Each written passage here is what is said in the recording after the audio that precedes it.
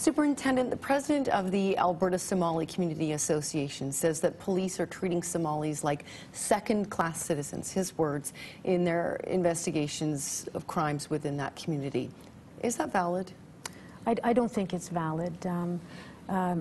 What I would like to say is that the Edmonton Police Service subscribes to the notion that all communities have value.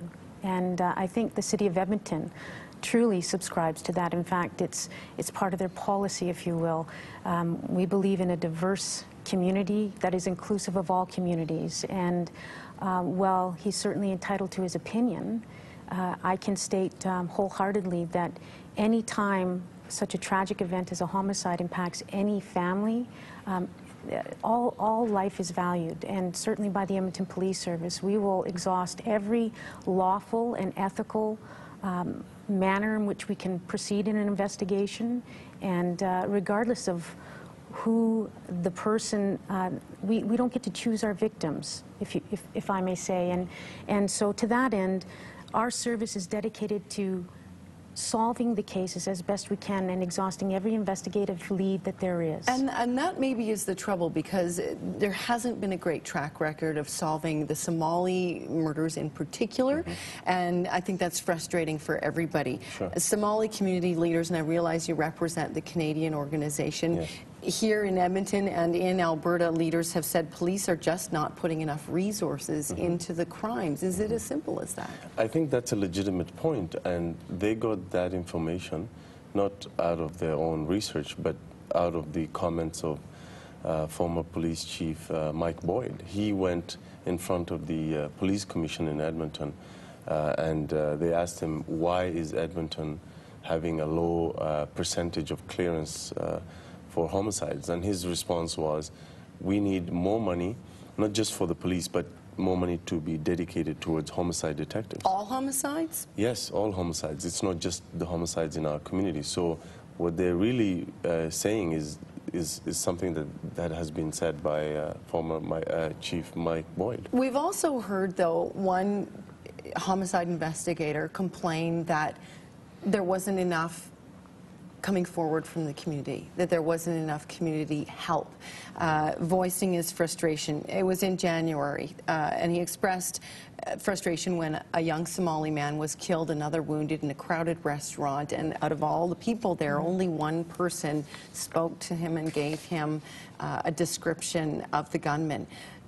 Somali leaders outraged by some of the comments that followed there, specifically may as well move on to other murders if the community isn't going to help.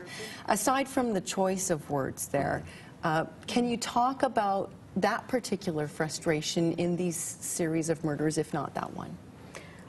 Well, what I'd like to do is talk about our successes, because I think they set an example of what we can do. Yes. And regardless of community in terms of culture or ethnic background, they're Edmontonians. These are Canadians. And I would offer that in 2009, in the Mohammed Khalif homicide, we had two individuals, very courageous, from within the community, come forward and give evidence and testified in court.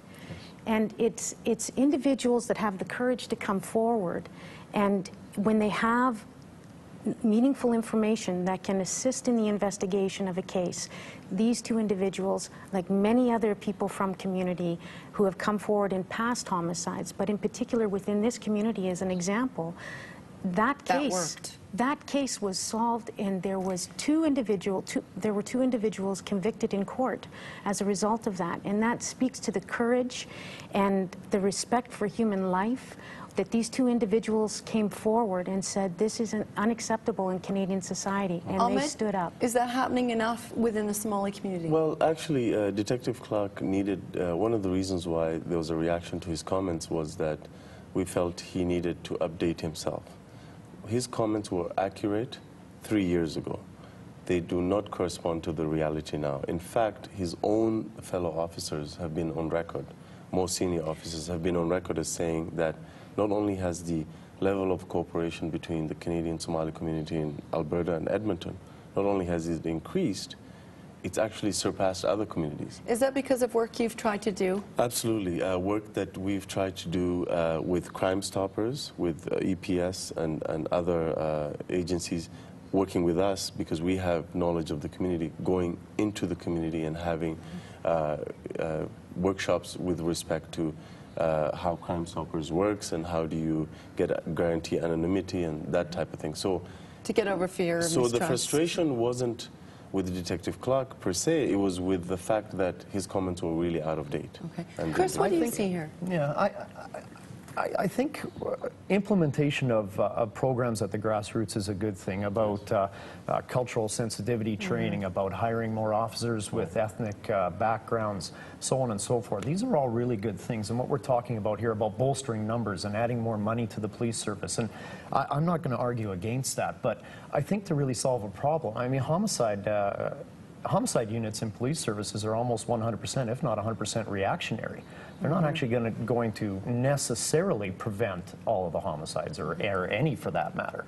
And I think what we need to look at a little bit more deeply is the political and social and economic underpinnings or inequalities that exist in our society. Because, and I'm not suggesting to you that a 16-year-old ethnic boy runs through his head that, oh, I feel an injustice, so I'm going to go and kill someone. Not at all. But these injustices lead to things like alcoholism and drug abuse and gang affiliation and dropout from school. And all of these are highly correlated to delinquency, to future criminality, including homicide.